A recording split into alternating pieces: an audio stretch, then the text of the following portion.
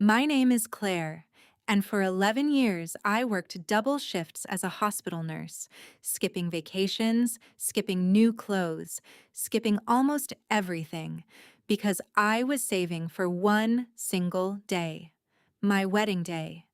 I had $40,000 sitting in a joint savings account that my fiancé Daniel and I opened together.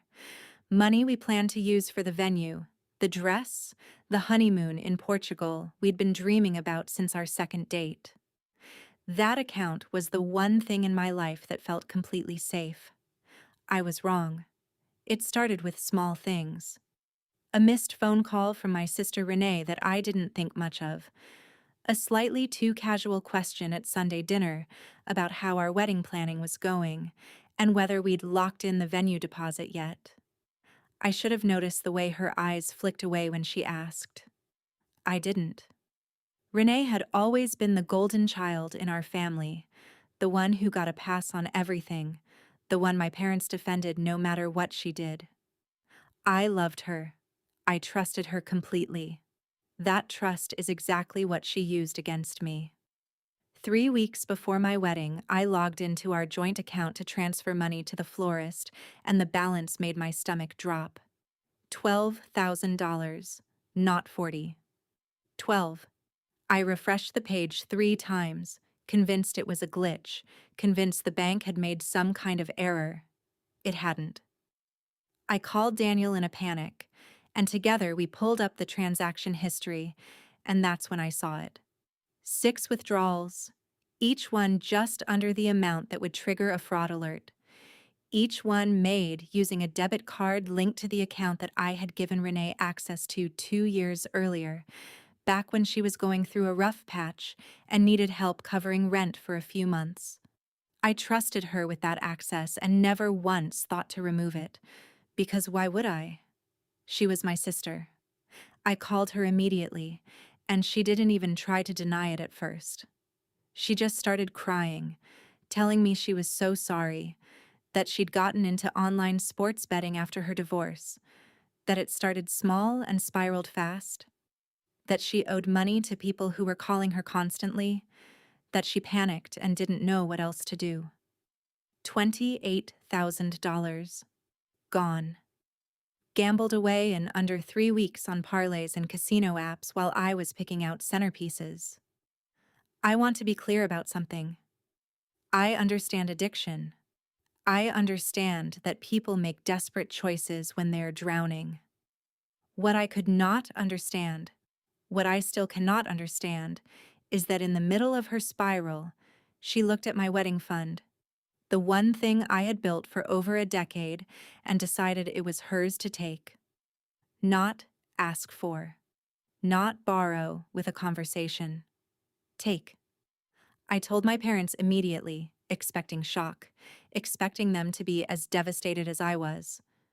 Instead, my mother's first words were, "Please don't make a scene, Claire. You know she's struggling right now." My father actually said the words, "family helps family," as though I hadn't spent 11 years building that fund specifically, so I wouldn't need anyone's help.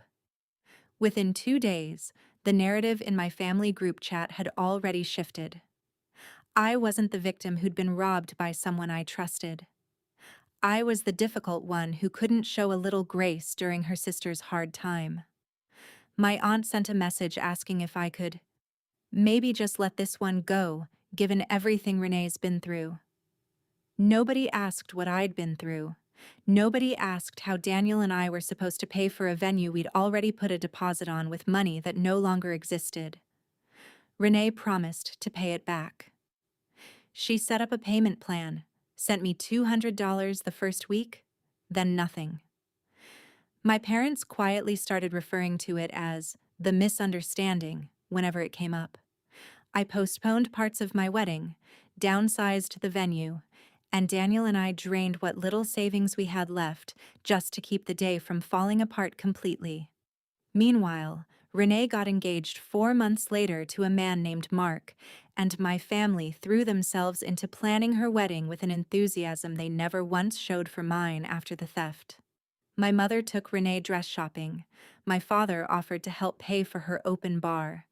I sat there watching my family rally around the person who had taken from me, while I quietly rebuilt what I'd lost with overtime shifts and a smaller cake. I decided I wasn't going to make a scene, not the way they feared. I was going to tell the truth, calmly, at the one moment it could not be buried, ignored, or smoothed over with a family group chat message asking everyone to keep the peace. Renee's wedding had a tradition her fiancé's family insisted on, an open toast section where any guest could walk up and share a few words about the couple. I signed up 2 weeks in advance under my full name, and nobody thought to question why. When my turn came, I walked up in the pale blue dress Renee herself had picked for me as a bridesmaid, and I looked out at a room full of people who had spent months hearing me described, quietly and repeatedly, as difficult, unforgiving, dramatic. I raised my glass and thanked Renee for something specific. I thanked her, calmly, for teaching me the true cost of trust, and I told the story, briefly, factually, without a single raised voice. I told them about the $28,000. I told them about the 6 withdrawals timed to avoid a fraud alert. I told them that I had postponed my own honeymoon so my sister could have an open bar at hers. I did not yell. I did not cry. I simply let the numbers speak. And then I raised my glass, wished her a marriage built on more honesty than she'd shown me, and sat back down. The silence in that room lasted almost 15 seconds. Mark, her new husband, was the first to react, and not the way my parents expected. He turned to Renee in front of 200 guests and asked, quietly but audibly, whether what I'd said was true. She couldn't answer him. That silence answered for her. The fallout was immediate. My parents were furious with me for weeks, insisting I had humiliated the family, but something shifted that they couldn't control. Mark started asking questions Renee couldn't dodge anymore, about the debt, about the withdrawals, about how much of what she'd told him about her finances going into their marriage had actually been true. Within 2 months, Renee paid me back in full, not out of guilt, but because Mark insisted on it as a condition of them moving forward together with any shared accounts. My mother eventually admitted, quietly, over coffee, that she had been so afraid of losing Renee to another crisis that she never stopped to ask what losing my trust had cost me. I don't regret standing up at that wedding.